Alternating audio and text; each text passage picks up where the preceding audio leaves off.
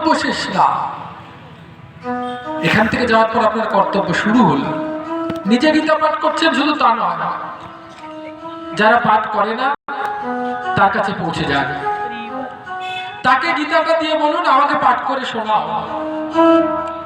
যার সামর্থ্য রয়েছে, এমন কিছু নয়, কিছু গীতা আপনি নিজে সংগ্রহ করুন, ক্রয় করুন। যার কাছে গীতা নেই তার কাছে পৌঁছে দিন।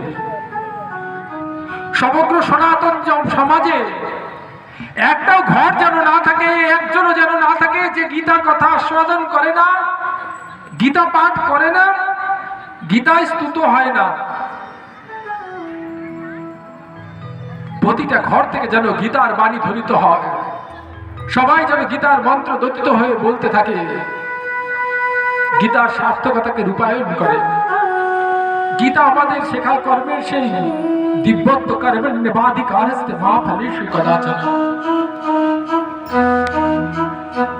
গীতাই হতে সাক্ষাৎ সেই রণাঙ্গন যেখানে ধর্মের বিজয় হয়েছিল, যার জন্য গীতার প্রারম্ভই হচ্ছে ধর্মক্ষেত্র কুরুক্ষেত্র সমবেতাযুজুৎসবঃ মামকা পাণ্ডবশ্চৈব কিমকুর্বত সঞ্জয়।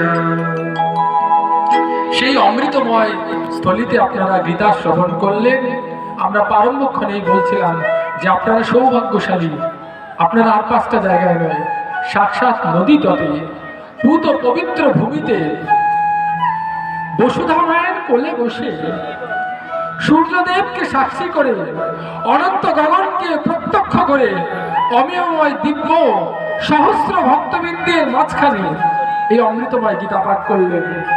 আজকের এইখান থেকে যেন গীতার জয়ঘোষ শুরু হয়, সনাতনের দিব্য বার্তা প্রত্যেকের ঘরে ঘরে পৌঁছে যায়, সত্য সনাতন ধর্মের জয়ধ্বনি প্রতিটা জায়গাতে যেন ধারায় উদ্ভাসিত হয়। ভারত মায়ের অবগতার সেই দিব্য বাণী